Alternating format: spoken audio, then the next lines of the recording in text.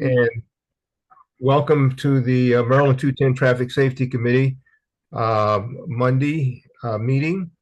I want to thank all of you for taking the time and energy and effort to be with us to participate and also to be a part of the enlightenment of what hopefully we can bring to you in terms of recent um, activity, recent that little holder things that have come across on the table. our plate, so to speak, of what you would probably want to be alerted to and happenstance on Indian Head Highway. But thank you so much for whatever the case may be that you're here. We hope to be, I guess, brief but succinct in what we're trying to make sure that you're alert to everything that we know that is happening on the Indian Head Highway and where we're going in the future. So what we normally do is start off with a report from our District 7 representatives at the Fort Washington Command Center, Fort Washington Police Station. Gentlemen, do we have someone on board tonight from the District 7? Let's see. I don't. I don't see anybody there. I did check in the assistant commander, Captain Knowles is their representative, but I don't see him on there right now. Yeah, I don't either. So what we'll do, they may come on, certainly, we sent them the information in terms of Zoom information, so they may get on a little bit later. But what we'll do is we'll go right to Peter, Peter Kapanides. Peter, are you prepared to give us any updates on what is happening on Indian Head Highway in terms of from your realm, your perspectives? Just to introduce Peter, he's our state highway uh, representative who's been with us from our inception time 7 years ago. Peter has been diligently dedicated and committed with us every step of the way from August of 2017. But so, Peter, I think most of us are probably aware of you, and we certainly thank you for taking time to be with us each month. But we'll turn it over to you if you have anything that you can update us with in terms of new things we should be aware of on Indian Head Highway. So, Peter, we give it to you. Thank you, Reverend Screen. Good evening, everyone. I had an opportunity to go out on Maryland 210 to see if there was any work that had been done. The only thing that I saw that had been done is the installation of the no trespassing signs along Maryland 228. There was an issue between Manning Road and Maryland 210 of cars parking Oh, yeah. westbound side. I'm pleasantly surprised and cautiously optimistic that that problem's been addressed. I had made a call with the Office of Traffic and Safety, get an update on that no turn on red sign along northbound 210 at Old Fort Road North. I haven't gotten an update back from them, but I suspect that they're having internal discussions on when they can get a crew out there to finally make the change. So I haven't given up on that yet. And I'm also trying to figure out when the Marlboro shop is in terms of getting the material to replace the flex posts that are along the shoulders that are there to prevent motorists from using the shoulder to bypass queued traffic during the peak hours.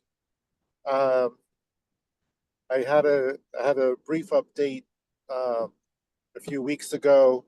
I haven't heard anything in regards to whether they've received the equipment. They're trying to figure out when to schedule the installation, but that's another thing that is still on my radar screen to have a draft.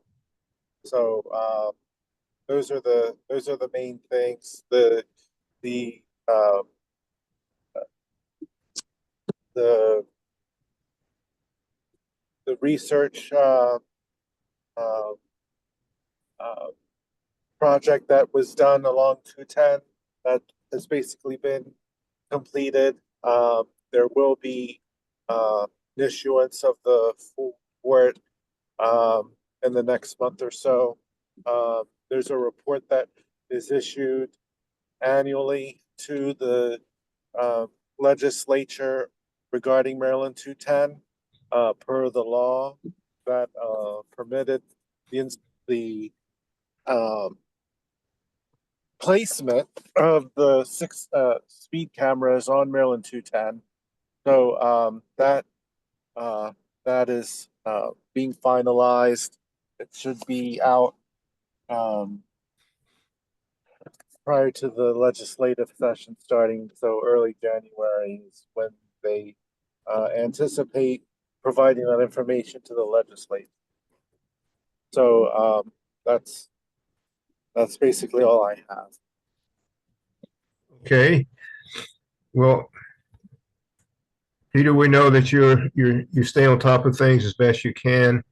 Would be good to know about the FlexPol issues because we've talked about them for better part of all this year in one form or another. The ones that have been partially damaged or pretty much destroyed back there in the Accokeek area back when they had the study going on are still there and they need to be addressed. They've just kind of left them as they have, after they have been damaged, they've been there in that same state of being since that time. This is well over 6 months now. So we would, I'm sure all of us would like to know what, when that would be. Are they going to be replaced or they're going to be just move them out of the way?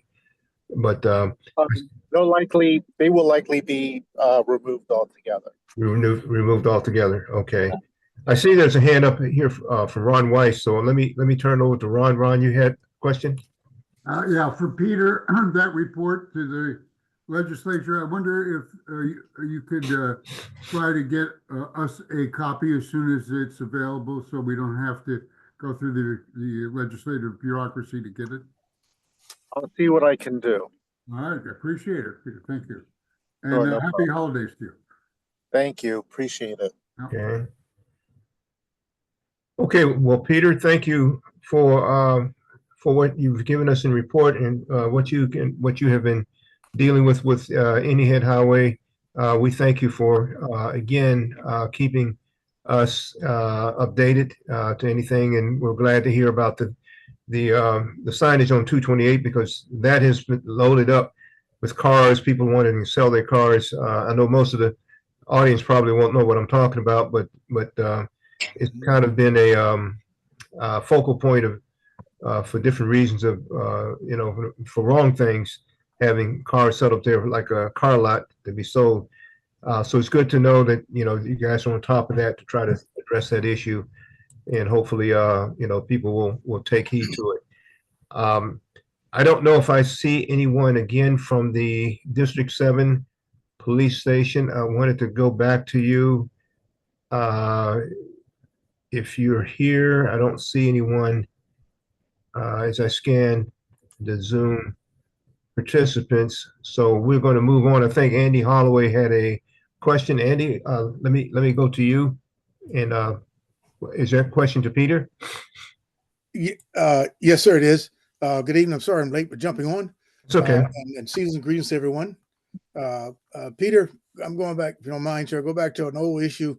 Still a light down here on our street. That any way we can find some way to come to a compromise to get some light there, because it's been dark so much. And we got kids that are catching the bus right down in that area and getting off late at night as well, and it's dark both ends of this spectrum there. So can we have some kind of sidebar discussion? See what we can do, sir. Sidewalk? Sidebar discussion, about that light at the Oh, end. sidebar discussion. Yeah, Yes, sir. yes, Yes, sir. no problem. Okay, Thank you. okay. Thank you, sir. Okay, we normally we would have District 7 to be here to give us a report from the police station. They still may get on it at some point in time. I see that we have and a couple of people that we normally have will not be here tonight. It's our Genoptic representative will not be here tonight, and our Delegate Woods representing District 26 will not be here tonight as well. I see that we do have Michael Baumgartner, I believe, from State Highway. Mike, did you have anything that you would like to share with us while we have you on? No, I've just been monitoring. We're not having really good luck on 210 the last couple of weeks, are we? Okay. And I was thinking, when Peter was talking about the flex post on the shoulders, I don't even know if this is even feasible or possible. But as I was sitting here, I was thinking, if we shut the shoulder down altogether, wouldn't that have to force people to slow down?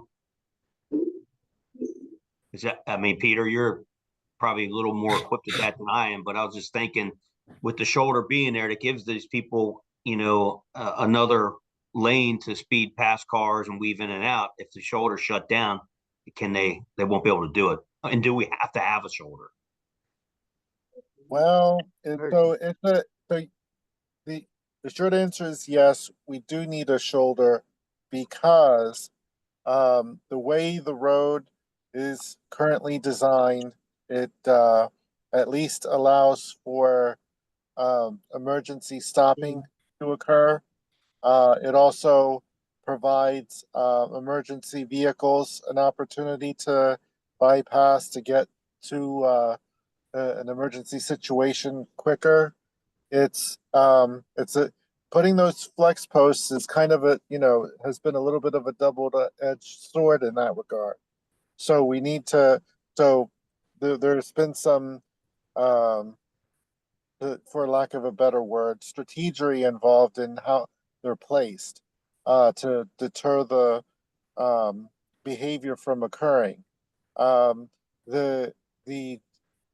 There were, as far as the section of Maryland 210 between the Charles County line and Maryland 228, the idea of the low-cost treatments was to try and do that calming effect. Unfortunately, the treatments didn't work because they weren't exactly formidable enough to prevent that behavior to at least address the behavior of the speeding. So we're having internal discussions to figure out what if there is a more formidable treatment that could be considered to have that calming. Having that calming in the 6-lane section is more difficult, mainly because of the width. And it was a little bit easier to try and have that tunnel effect occurring in the 4-lane section, which is why that section was chosen for that research project. I'll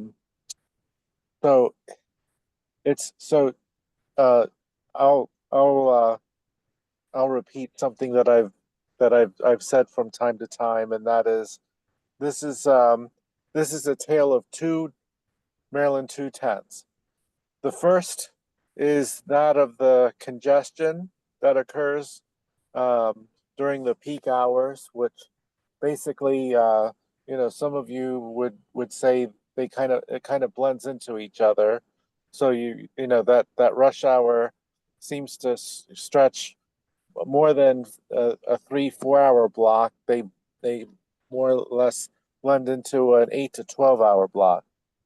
And then there's the other Maryland 210, which is, you know, where we're having the problems with the speeding, with the unusual fatal crashes that occur, because I think, you know, part of it is the expectation or lack thereof of pedestrians when they are out there. And it seems like, as of late, the most recent crash that occurred was yet another situation where there was an argument.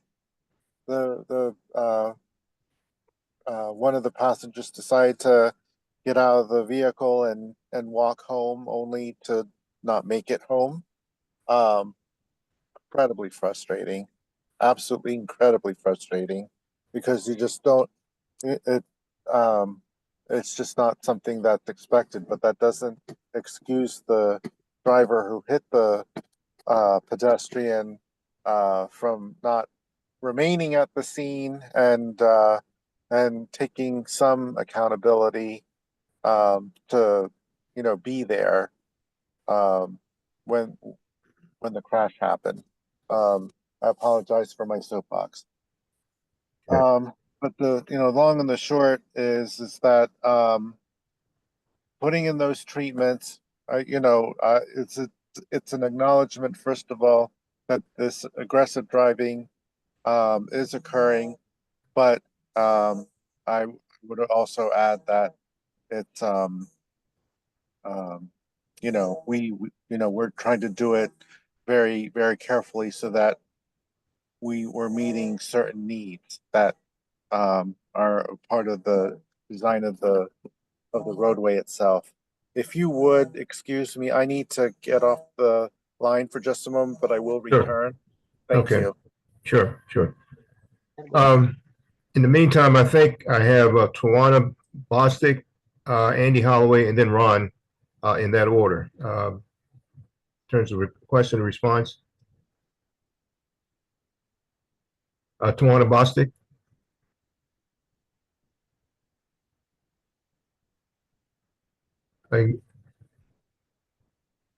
Okay, I I'm guess. sorry, my hand is raised, I guess by accident, but happy holidays to all, and I'm happy to be on the call. Okay, surely. I'll go right to Andy Holloway, and then Ron, and then I'll get into a session of, I think we'll fill probably the rest of the evening on. Okay. Andy? Yes, sir. My question is right back to Peter in regards to those other methods I mentioned before. I thought we talked way back. Put little speed humps on the side, fairly spaced, not as close as you have in the communities, but you put them like maybe every, you know, 800 yards or something like that. It still allows access or accessibility for emergency vehicles, so people pull off, so emergency vehicles can make their way. The same thing would be for the ice removal vehicles, because you'll have it already marked off, so that you know that is the side of the street. Or possibility, when we're talking about the construction, we're talking in regards to streets. If we looked at doing the flyover, you know, have all our streets that go cross 210, let that we raise 210 in that area, so your cross traffic goes under, and you have ease of getting off and getting back on without having to stop traffic, straight going traffic.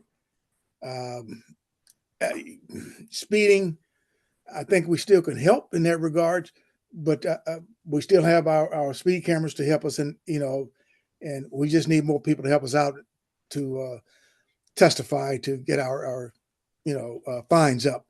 Yes. Three different things, but I think we've addressed them before. I just want to restate them.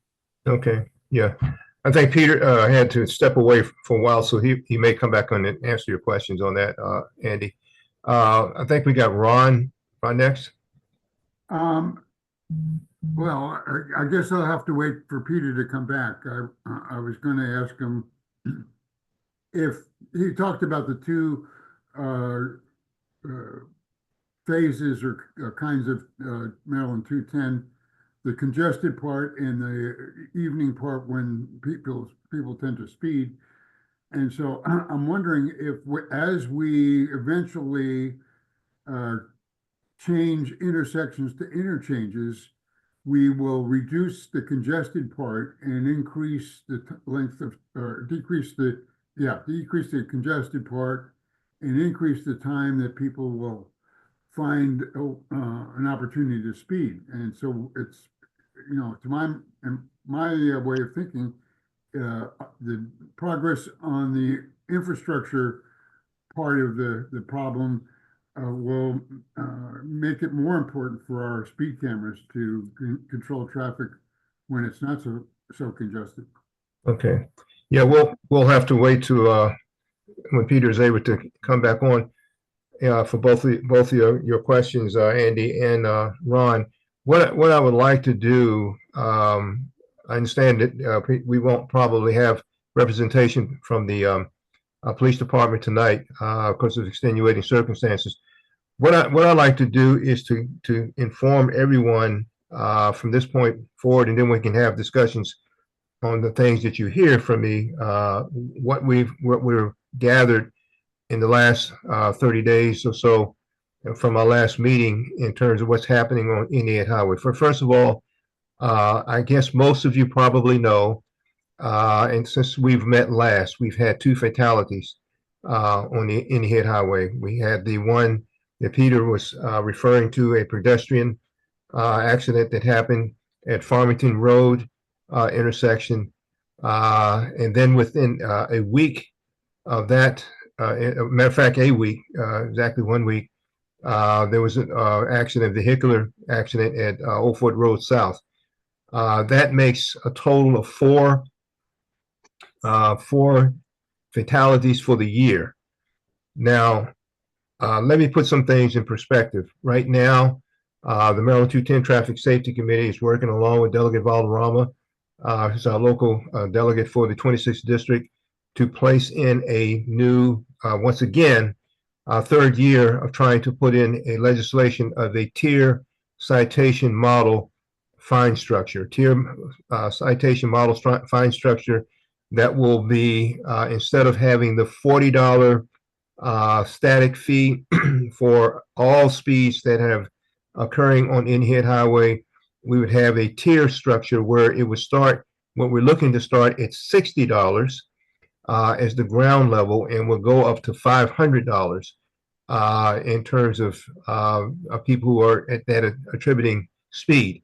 But in between those 2 citation figures or fine citation numbers, we would have tier areas that would be separated, separated by each 10-mile-per-hour increments, moving from the 60 on up to the $500 level as a deterrent for what we're having right now. Now, I'm gonna go over some things here, and for those of you who take notes, I want you to take notes on this, because these new cameras are basically revealing everything that we have already felt to be what is happening on Indiana Highway.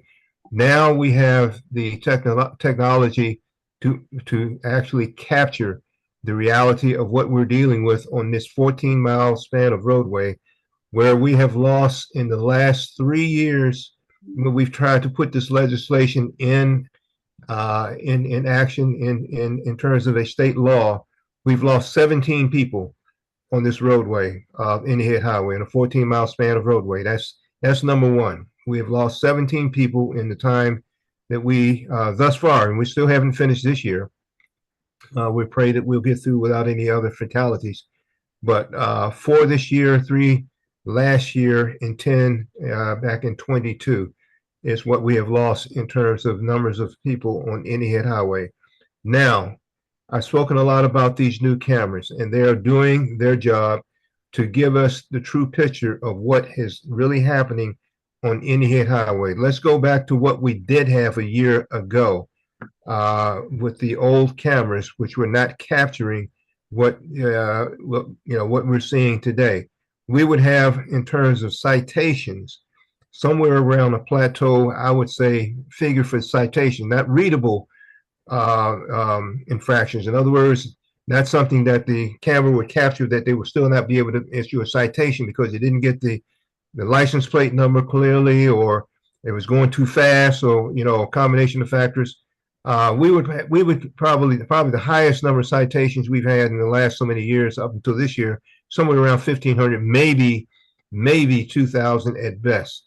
The first month that we had these new cameras, state-of-the-art cameras, which was in August, we had in 31 days in the month of August, 16,872 citations issued in 31 days. Now, here we are 4 months down the road here. We have figures from August, September, October, and November. November's, which was the most recent, we have in terms of citations issued, 8,290 citations issued in the month, 1 month of October. This is incredible in terms of what that month has brought out. It's half of what it was in August.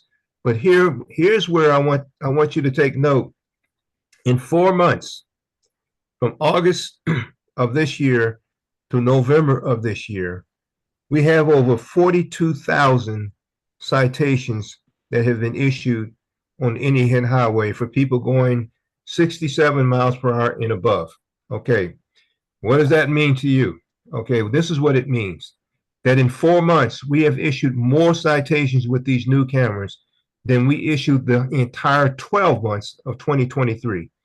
In 2023, we had 40,000 even citations that were registered from the old contractor, from the old cameras. We have more in 4 months than we had the entirety of the year of 2023. That should be something that should raise the eyebrows and bring, I guess, a sense of, disturbance to each and every one of you. At least it does to me. Now, here's the other part of it. These cameras are, again, their sensitivity, their scope and range of being able to capture people in much more detailed fashion that we've been having in all the years we've had speed cameras. Each camera, now we have 6 cameras on the roadway, 6 cameras on the 14-mile span of roadway, but most of them, all the cameras, as you can know, as all of us probably know by now, are basically down here in the southern end of Prince George's, of the roadway here on the Indian Head Highway. And when I say southern end, I'm talking about the Accokeek, bottom part of Fort Washington is where most of the cameras are. This is where people are speeding. I mean, this is where the higher speeds are. For the first time that we have ever had anything captured in terms of speed, we've had someone captured at 190 miles per hour on Indian Head Highway in our last November, I guess, batch of numbers. Someone going almost 200 miles per hour on this roadway, on a 55 miles per hour highway. I mean, that is incredible. But it's just speaks to the dangerous kind of mindset that we have out here. Now, the other part that we have, we finally have repeat offender numbers that will also capture, that have been captured in the 4 months from August until November. We have over 5,000 individuals who are repeat offenders, 5,550 people who have at least from 2 to 9 citations, 5,550. With those having anywhere from 10 to 19 citations, 164. Those having 20 to 29 citations, 26 individuals. Those having 30 to 39 citations in this 4-month period, 7. Those having 40 to 49, 6. And those who have 50 plus, 3. The individual that was caught doing 190 miles per hour only paid $40 for that ticket. This person is a repeat offender. So this is what we're dealing with. This is what we're dealing with on the highway. This is our local roadway that is being used as a racetrack by some. And I mean, it brings the danger with it. 17 individuals lost their life on this highway in the last 3 years. 95 have lost their lives in the last 17 years. I'm sorry, 17 years from 2007 to the current date we have here today. So this is the picture. This is what we're dealing with. This is what we have been dealing with. I don't believe that all of a sudden, because we have the new cameras, they have a surge in all of these numbers that I've been reporting. These things have been going on all the time. We just have not had the technology through the cameras to capture them.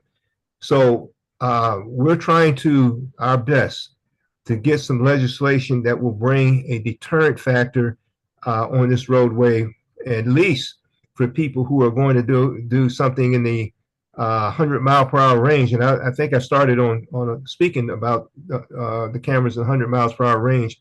Every month that we've had these cameras up and running, every single camera, 6 of them, have recorded someone doing 100 plus miles per hour in that camera range. Every single month, every single camera capturing people going 100 plus miles per hour.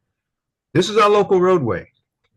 I see, for the few faces that I see on the screen, it seems to be like, okay, so what? But listen, we're dealing with a dangerous situation each and every day, and the numbers, reflect that in terms of fatalities. The numbers reflect that in terms of the speeds. The numbers reflect that in terms of all the, the comprehensive things that these cameras have been bringing to light.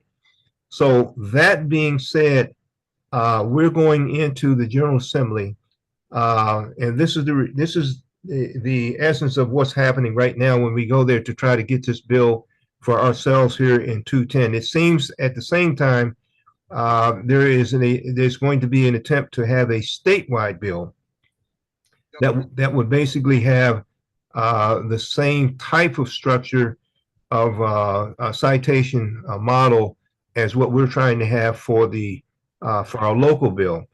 In other words, there are 2 types of bill. There will be 2 bills that we know of at this point in time that will be in the direction of trying to have a restructuring of the citation model that we currently have. So we're trying to do our best to try to make sure we make a statement here. But between the 2 bills, we hope at least one of them pass, that we can have something much different than what we have right now in terms of an open season for racetrack driving here on Indian Head Highway. Those things being said, are there any questions, comments that anyone would like to make regarding the last things I've gone over? Anything that's been spoken to thus far from any of you on the call? Yes, Andy? Yes, sir. With this being said, and the advent of them trying to bring in warehousing, this kind of stuff in our area, that is going to do nothing more than exacerbate the problem and increase the possibility and probabilities of worse incidents happening on a more frequent basis, given the speed and the impatience of the people that's using 210 as a thoroughfare. Yes. I mean, it's that. Also, let me just say this, and you brought up about about the I guess the truck traffic you're speaking of, and with what's going down in Fort Washington. Let it be known that most of our numbers, the cameras that are capturing the highest figures, and this has been since we've got these new cameras. For those of you that probably know of the camera that's located between 373 Accokeek Road, Livingston Road, going northbound, and Farmington Road, I guess right there by you, Andy, right there by your development there. That's what they call Berry Road. That's I guess the name that they've given that particular camera, because it captures everyone coming from Berry Road or 228 coming onto Indy Head Highway, going northbound. That camera picks up the highest figure of people, and these are people coming from St. Mary's County, coming from Waldorf, coming from La Plata, coming from that part of southern Maryland, even Virginia. That camera has more. Matter of fact, the first month that camera went active, it had on that one single camera over 8,000 citations in the month of August. It continues to be the highest number of citations. In other words, these are people coming through Indy Head Highway from these other jurisdictions, other places, but bringing these high speeds, and the citations are basically given out more there than any other camera. So let's take that into account as well when we talk about our auto insurance being higher than other places where these people are coming from. All of that factors into things too. So I mean, this is not something to take lightly. At least I hope it's not taken lightly by any of you. But this is where we are. In terms of the high number of citations, the high number of fatalities, all put together, it adds up to a very unsafe road. Any other questions or comments that I may bring to light with our audience here?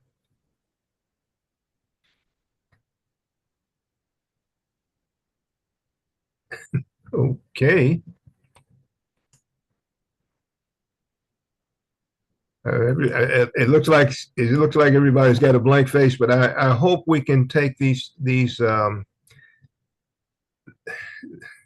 very dire numbers to heart and understand what you're living with day by day. I know for a lot of us, you probably maybe thinking, well, we've lived with it so long, and I guess you kind of get somewhat complacent with the danger. But I mean, we should not have to put up with this type of behavior, this type of danger as we have been for so long.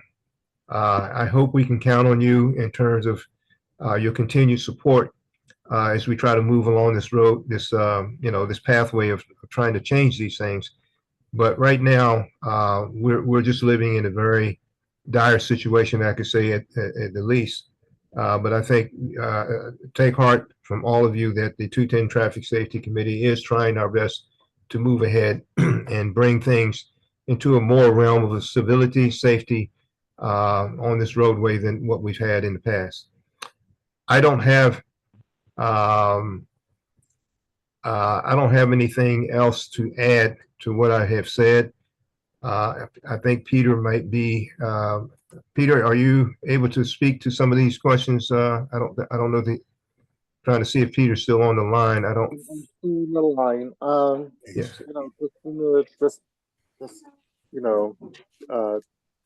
Just for the sake of full disclosure, my mom called. Okay. And I wanted to make sure that my dad was okay, because he's he's getting old, as he would say. So I just want to make sure he was okay. Like, kind of when my mom called me, I kind of got a little concerned. So apologies for that. So I am here. I heard bits and pieces. I'm sorry that you guys have to repeat yourself, but I think it was Andy who said something, and then Ron said something also. Yeah, I can repeat what I said, Peter. Thank you. I'm glad your pops is doing well, man. But I mentioned, I think, I know we've talked it before. Is it possible to put like some kind of like little speed hump or something like that on those sides, space them out at 800 yards or not every 100 feet or something like that, which would still allow pull off time and space for emergency vehicles or people getting out of the way of emergency vehicles, also for snow moving equipment. would not interfere with that because you're talking, push to the side and just spread out like that and see if that will kind of slow some of these folks down that's using that side because they're very impatient. That's all it is. And they just, weaving it out. And as far as the, this is new, if we could, in some of the places we have enough room to put like a solid, a piece of concrete or something that would separate, give the folks a chance to pull off to the right or something like that at certain intersections where we have the post sitting in the middle of the street. And I'll just say Swan Creek Road, for instance. That's right enough. We got a turn-off lane lead. If there was a solid piece of concrete or like a barrier to separate that turn lane from the regular lanes going forward in places. And I also mentioned about flyovers like we have at, over at Branch Avenue. Instead of the roads being level at each intersection, we kind of raise the road. Those going straight would not be have to stop. You got ease of access on and off because the cross traffic would be going undisturbed. Those are just three things that, I know we talked about before. I'm just bringing it back again, bring it back around again. That's all. Okay. Thank you, Andy. What I would say about, I guess, would like a little clarification on the speed hump suggestion. Is that on the shoulders, or are Yes. you talking about just from the shoulders? Yes, sir. At a big, a big gap, but still have them there to let these folks know, because they're just using, yeah. So it's one of those things that we don't have exactly anywhere in the state. The speed humps and speed tables are treatments that are being discussed to be introduced on specific type of roadways on state highways. Their use is going to be considered on roadways where the speed limit is 30 miles per hour or less. Okay. And typically on 2-lane undivided roadways, there may be some discussion of slower speed roadways, maybe multi-lane, but the primary focus is on the two-lane roadways. So that type of application would be for residential type roadways. And that kind of goes to the reason for putting in the flex posts. There are certifications that permit their use on higher speed roadways, so they are built to kind of handle that abuse. And it does have that deterrence factor, and it will be something that we're going to be monitoring, just like everything else. Once those treatments get reinstalled, we'll be all of us will be monitoring it to make sure that they're working the way that we anticipate they would. The flyovers, this goes to one of the things that Reverend Green discusses from time to time, which is the overall plan to convert the intersections to interchanges. This was a plan that goes back to 2000. The latest and greatest location that or locations that are being planned are Maryland 210 at Palmer Road and Maryland 210 at Old Fort Road North. And the sequence is just going toward the south. I believe the last location that has an interchange planned is at Old Fort Road South. I know for certain it's Swan Creek Road. I'm not as certain about Old Fort Road South, but once once south of that location, they're still at grade locations, and as you know, as the traffic evolves, as we've kind of discussed, as I kind of heard discussed, Maryland 328 and areas to the south are, they're developing, and that traffic is using a lot of these roads to get up to DC. So those plans could change over time, but at this point there aren't any plans to do anything particularly at Farmington Road or at Maryland 373 or at Maryland 228. The whole idea of of what's there at Maryland 228 was that it was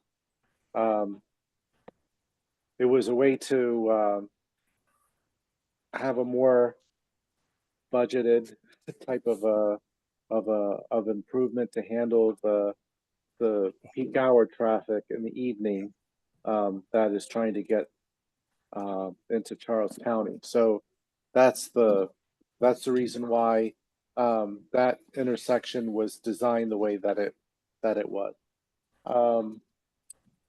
But yeah, the thing that kind of leads into what Ron was saying. There are trade-offs between the speeding and then the handling the congestion. There will always be some level of speeding, but I think that the public sentiment has evolved over time, and there are speed cameras on I-83 in Baltimore City. That's a freeway, and it has had a positive effect in reducing the number of crashes that have been occurring on a couple of the S curves that are relatively tight, and people were taking too quickly. I don't. So the two can coexist in a freeway type setting. So that there is precedent. So I think there's going to, I think the existence of the cameras will still be there. It's a matter of what all of you and your representatives are willing to. I don't know what the word is. What you all are willing to accept, and in terms of making sure that the road is safe. Thank you. Okay. Okay, I think, Ron, you had a question. I don't know if you need to repeat that to Peter. No, I think Peter answered it. He said there's trade-offs. Okay, Yeah. I just wanted to, I was typing a response to Sandra Hall about collections of speed camera fines. And I don't have really good information on it, but I can tell you from the August of this year, and the Revenue Authority reported on all speed cameras, not just 210 speed cameras, but all the county speed cameras. It says for aging receivables, those are, I take it, those fines that have not been paid. The authority reports 120 6,433 violations valued at approximately $5.2 million. So there's a lot of citations that haven't been paid, at least in the past, and now we're generating even more. But the only right now the only penalty for not paying a citation is you can't renew your car's registration if you have unpaid fines. Yeah, this, you know, is the state of Maryland is just very, very lenient, very much removed from accountability to kind of make statements of, you know, of accountability towards people who, you know, basically abuse the road with dangerous speeds. And you know, this is something that, you know, we as a body of people have to not just take note of, but, you know, kind of push back. What are we willing to live with? You know, if is it okay that we just continue to live with what we're doing, what's happening? Is it okay to just, you know, live with the kind of fatality rate we've been accustomed to here in 210? So, you know, it really is up to us. The mindset here is one of, you know, comparatively, you take Maryland with Virginia compared to Virginia, you're not getting away with this stuff that's happening here in Maryland, in Virginia. You're just not. You're going to be locked up. They're going to take your car. They're going to make a statement to make sure that, look, you take driving seriously. Here, you know, people, it's been noted by the police, they're trying to get across Wilson Bridge to come to Maryland to get caught, if they're going to get caught at all, you know, because, you know, the laws are just so much lax and so much, you know, liberal here. And so it's got to be something that has come from the body of people themselves. What are we willing to live with in terms of our road safety? But I think I have tried to make the point here tonight in terms of where we are, in terms of what the cameras are telling us. I thank you for those who've entertained questions about, you know, the infrastructure issues, you know, the people, you know, riding down the shoulders and making another lane out of the shoulders. And I mean, that's been going on for so long. I mean, it's like, you know, what can I say? But we put up with it. You know, we put up with it, and people are not going to change until they're made to change. So I don't have anything else in terms of reporting. Are there any other questions or comments anyone would like to make before we sign off here tonight? Yes, Reverend Doctor. Yes. This is Joseph Trapani. Yes. Season's greetings. I have a couple of operational related questions for Peter, if he can shed some insight. I noted recently on southbound 210 at the 228 intersection, making the left turn onto 228, that the timing or the cycling of the light for that left turn has been extended. It skips one or two cycles, just judging by the northbound traffic stopping or not stopping. It seems to skip a couple cycles before it lets traffic on southbound 210 make the left turn. And the second similar area is northbound 210 at Swan Creek Road during the evening rush. The left-hand turn onto Swan Creek from northbound 210 definitely skips a couple of cycles before it lets people make that left-hand turn. And I'm wondering if, in my observation in other intersections, if people get impatient and have anxiety over the wait, they'll just turn anyway, no matter what the color of the light is. And so I'm asking Peter if he has any insight as to, has that been changed, or has he gotten comments about that long cycling at those two intersections? Thank you. Sure, I know they're long cycle lengths. The skipping of the turns every other cycle is not part of the design, so I need to get in touch with the signal shop to see what's going on. Tomorrow evening.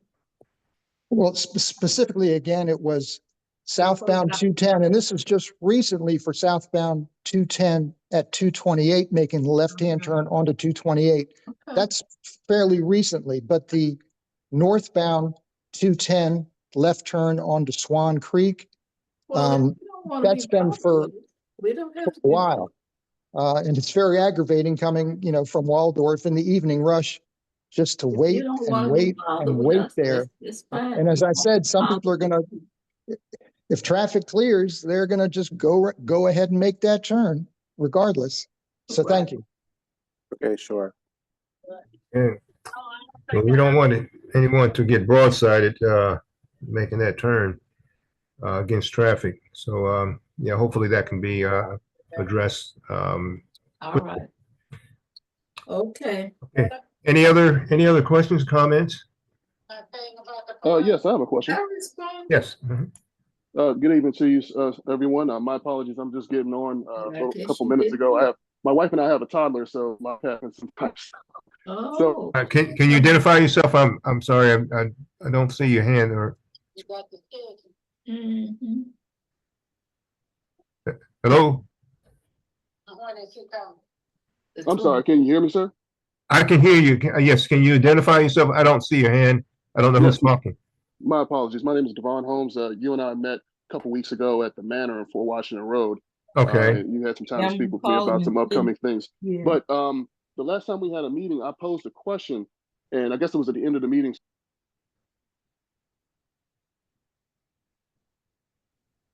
I think we lost you, Mr. Holmes. No, somebody muted him, trying to mute Deborah Young, but they muted him by mistake. I'm back now. Okay.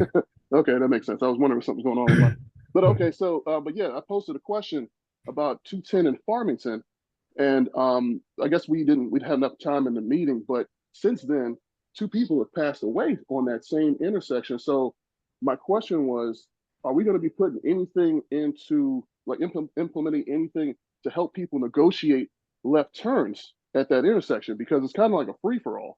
And I think that's one of the reasons why people are getting hurt and dump trucks keep crashing into stuff because they just run the lights too. So is there anything going to be put in place for any of that? Peter, I guess that would be for you. We can take a look at it. We'll take a look at it. Okay. I'm sorry, that's the best I can do, but yeah, we can see how the traffic's behaving. If we need to, if we need to put in some pavement markings to help with the guidance, that would be something that we would consider, certainly. Yeah.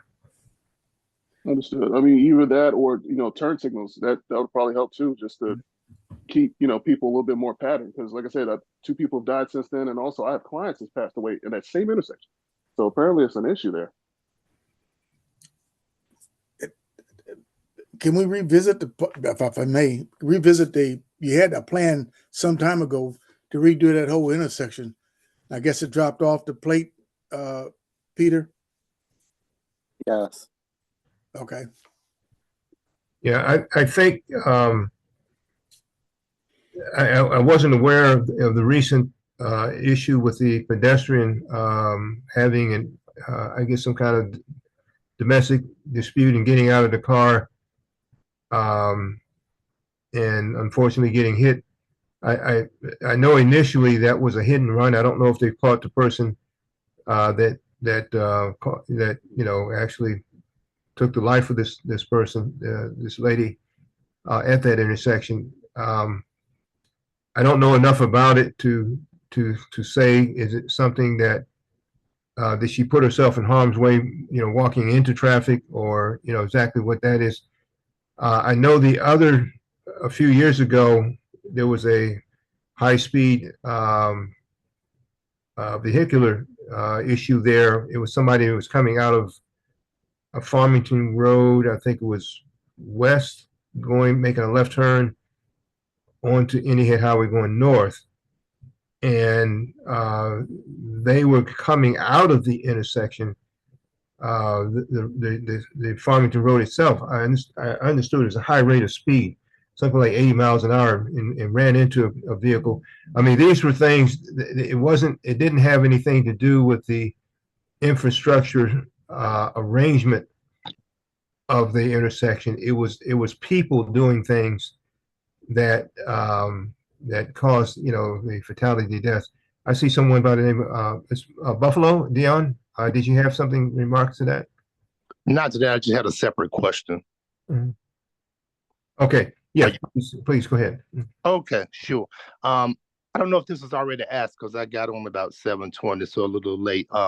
If it has, I apologize. But the on 210 South, as you come around the MGM Grand Hotel and you're coming onto 210, right there, the street lights are just out. And I know this has been brought up a lot of times by the other gentleman. I don't think he's on tonight. So I was just wondering if Peter can give us some ideas when those street lights will be turned on, get back operational. Because I know it's been a couple of years since it's been brought up. And the other night I was coming through there, and it's really difficult to see as you're coming around the MGM and where 210 South. You're talking about coming off the overpass you're speaking of? Yes. Okay. Yes, coming out of the overpass right there by the wall where that begins, those lights on both sides, many of them are just not working. And when it rains, it's even worse in terms of visibility with no lights. So is there any progress on getting those repaired? I think it was Herb Jones. He just got on. I think you used to ask about this, Mr. Jones. Yes, he did. Yes, he did. Peter, any comment on that? No. So you're talking about 295 to Maryland 210, that section? It's when 295 has ended and you come out. If you come 295, you get that little stretch of ramp that's right there by the MGM Hotel, that's on the right. You pass that, go around the bend. Now you're on 210 proper at this point. So it's right there where 210 starts at that point. Yeah, he's talking about the overpass blending into 210, I believe. That's what he's talking about. Okay. But those lights been out it's been over a year. Okay. It's just with those rumper strips and all that kind of stuff that's taking them all that area. Right. Okay. Same stuff. Yes, sir. All right. Thank you.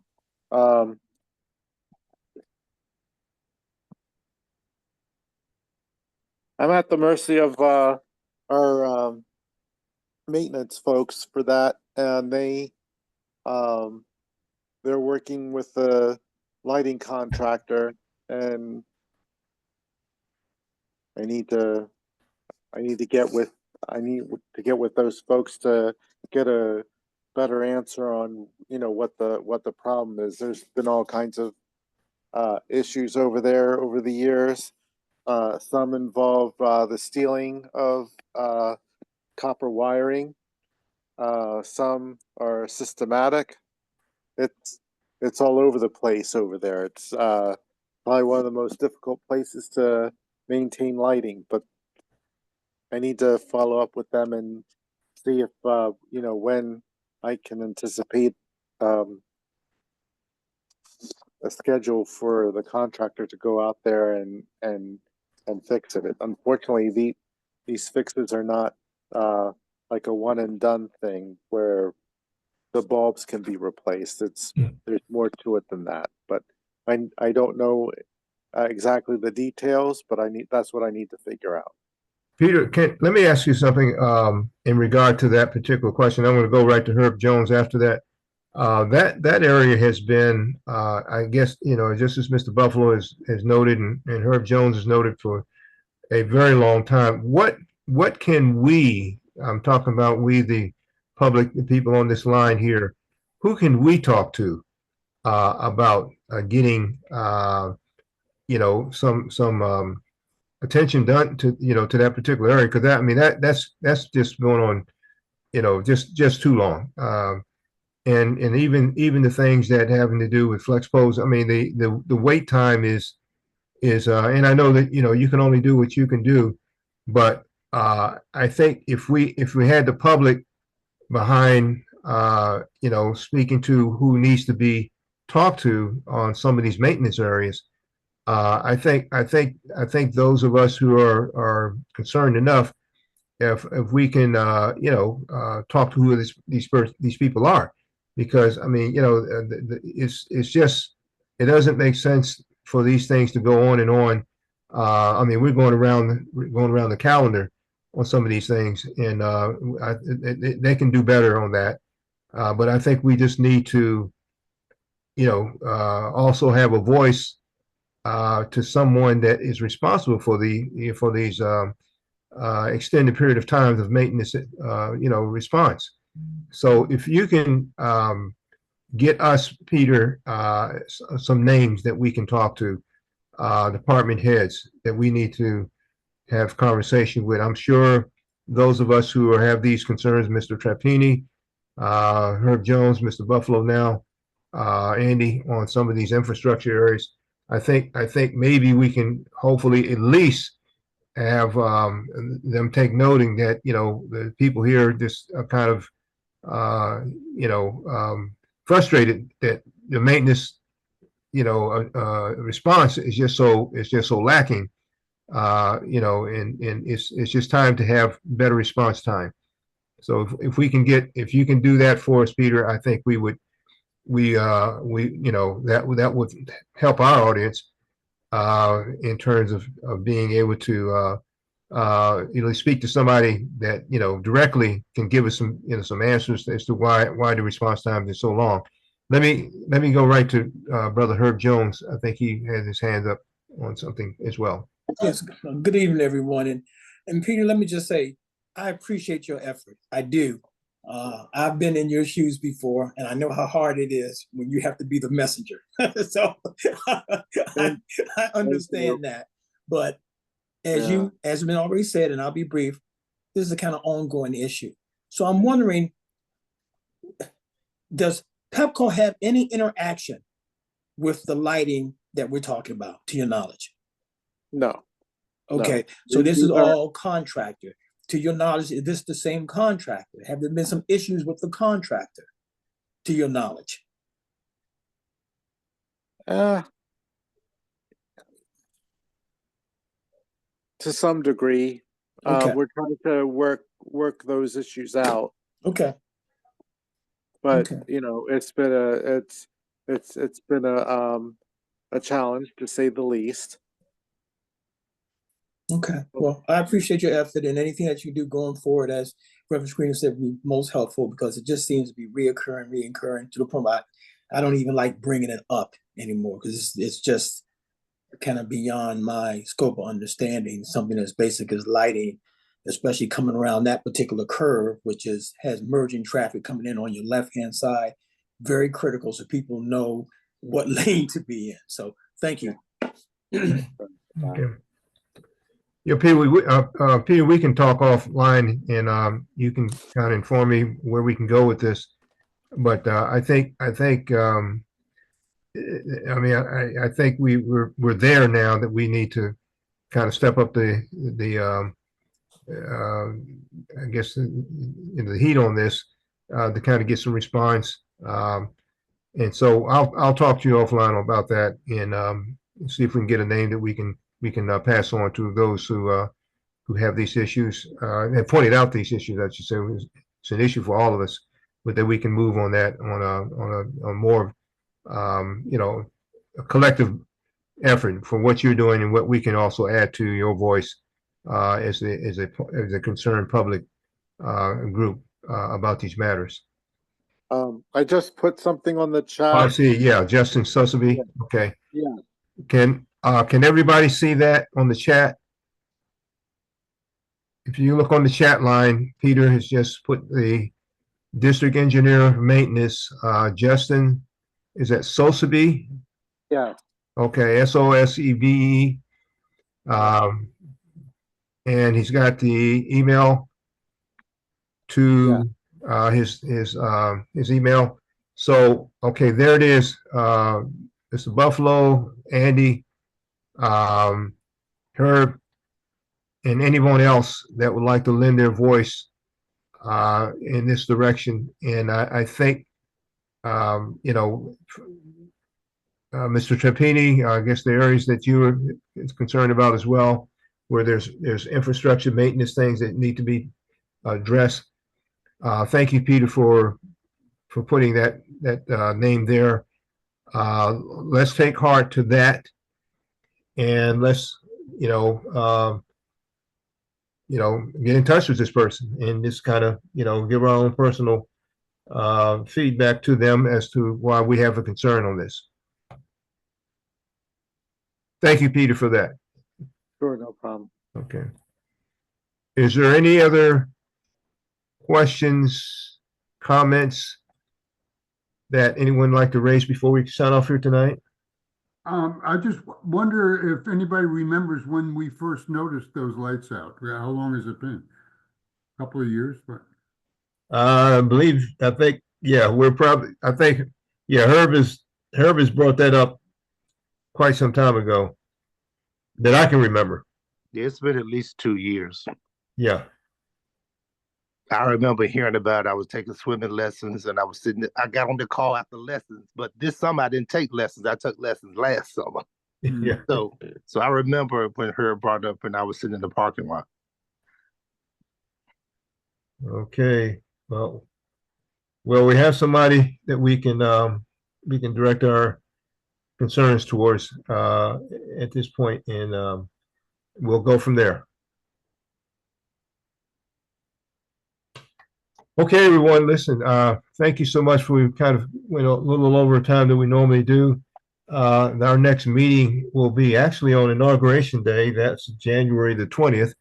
I'm sure all the inaugurations and festivities will be in the early part of the day, but we can still hold and maintain 7 o'clock time if that's okay with you on that day, January 20th. I pray that each one of you will have a very Merry Christmas and holiday period. Please be safe. We hope to see each one of you next year, and we pray that you also have a wonderful, happy New Year coming into the next year, 2025. God bless each one of you. Thank you for your concerns. Thank you for your participation. Thank you for your support. We hopefully, as we go into this new year, that we can get this bill passed, and hopefully that will be something that all of us can share, and hopefully it will bring another measure of safety and civility upon Indian Head Highway for all of us. So in the meantime, God bless each one of you. Please be safe, and we hope to see you again next year. Amen? Amen. Amen. Merry Christmas and Happy New Year to all of you. Merry Christmas, New Year, everybody. Thank you. Happy New Year. Happy New Year. Same to you.